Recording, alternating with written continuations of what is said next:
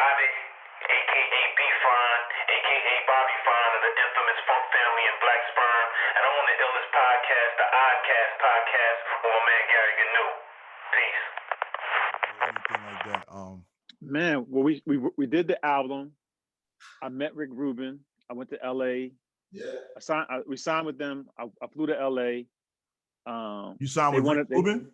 Yeah, Rick Rubin. We were signed to American. So you signed with Def Jam. Well, it was Def American. At the time. Okay, I remember that. He had just dropped the Def right before we signed with him. I think like maybe a year or two before we signed. So it became American, and it was distributed by Warner Brothers. Okay, so what year are we in right now? We're talking. We in about 93, 94, okay. Like in around that time. 94, I think, is when we actually inked the deal. I got you. Went out to LA, met with Rick, and it's crazy because when I met him, the day that I met him, he introduced me to Mick Jagger. Oh wow! Pizza shop. Yeah. We was in this little pizza shop, and my A&R guy, this guy named Dan Charnez, brought me into the pizza shop. He's like, Rick wants to meet you. He just wants to say what's up before you go to the studio. You know, yada yada whoop. So I go in there, and it's like this dark pizza shop in Hollywood, and they're in the back of the pizza shop, and it's dark, and Rick stands up, and we dap up, and he's like, man, I really like your stuff, da da da da da, and he's like, I want to introduce you to somebody, and Mick Jagger stands up, and I was like, oh shit, I was like, wow. He was like, hey, you know, it was dope, but so we started working on the album, and I think we got pretty much done. Like we kept sending to send back this and send this when we were going to Skylab, so we had to keep sending back edits, and because the A&R guy was in the studio, Dan was in the studio with us trying to help us get it to where he thought Rick wanted it to be. But Rick really wanted me to be on the same stuff I was on when I was doing the Funk Family stuff. But I had grown by then. I had kids, and you know, all my niggas had kids, and so we were still on it, but we wasn't talking the same kind of nonsense we was talking with knuckleheads. You know what I mean? Yeah. So, but he wanted me to be on that. So we was button heads, and then eventually he just said, you know, he just let me go. I was like, dude, I'm not gonna give you what you want, because this is what we on right now. Right. And I remember they started this like, remember how Def Jam started doing the little associated labels? Yeah, Rush Associated labels. Kind of giving people like these boutique deals. Like, and it wasn't really a real record label. It was really like a glorified production company kind of situation. Like he tried to do the same thing, and like he was like, look, you'll kind of have like your own little label under American, and he was doing that with all the rap groups on American at the time. And once he started doing that, I was like, he don't love this hip hop shit no more. You know what I mean? So he was cool though. He let me out of the deal. I didn't owe him nothing. Without any obligation or nothing like that. Got my master's right out the rip. Okay. And I was fortunate. All of my deals, I didn't have to pay back no money, and I got my master's. That was most important. And that was it. We left. I think it was like beginning of '95. Yeah. We signed for about a year and some change. Okay. Yeah. One thing, you know, people that I talked to about you always credited you for was you know, always, you know, having budgets and always, you know, being on top of your business and always being a sharp, you know, sharp, smart-minded business dude. You know what I'm saying? I try to be. I was just figuring it out and learning it as I was going along. You know what I mean? Yeah. Because most of the stuff, most of my teachers like Tone, and then my attorney at the time was this guy named Kevin Glickman. They was just giving me jewels like as I was go along. They would just tell them, you know, and I was just paying attention and just really just studying. Right. And I really didn't want to.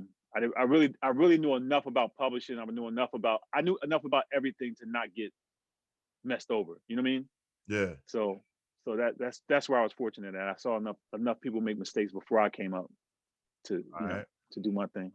And honestly, that's where the business came in for me, G, because I watched this dude do it, and some of the people and some of the things, and you know, it was always like a ride back in the car.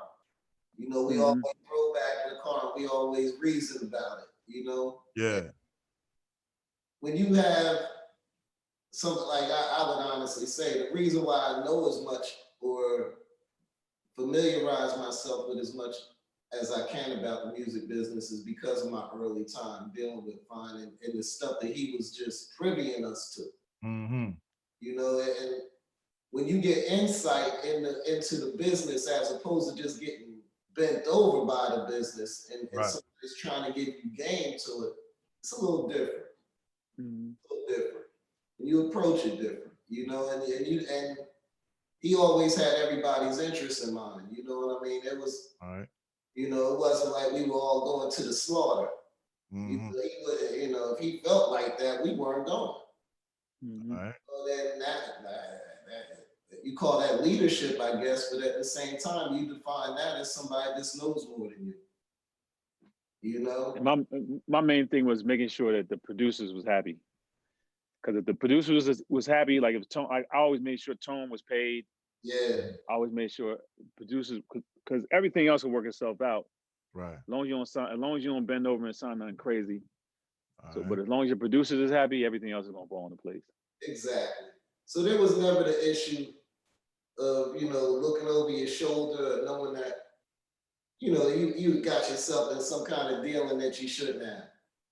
You know, so and for the most part, we were, you know, we knew the folks we were dealing with. People were, you know, like we weren't some lower level group, I would say, honestly, thankfully. You know what I mean? We were actually, you know, we were holding our own. We would go places that a lot of cats wouldn't go. Mm-hmm. We in places that a lot of places cats wouldn't be in, you know? All right. So the preparation met the opportunity a few times for us. I would definitely say that from my perspective.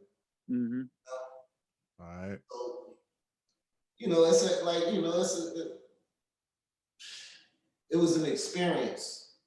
I bet.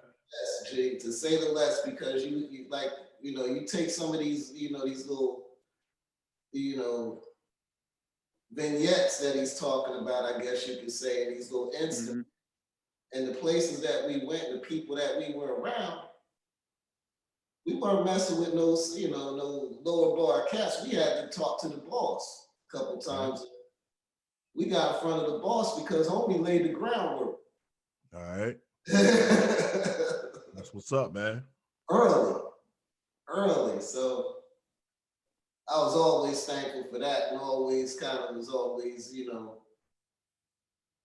thankful that I, you know, God looks out for babies and dummies. You know what I mean? I must have, because I ended up around a thorough dude that kind of took me through the business that I ended up, you know, peripherally working in. All right.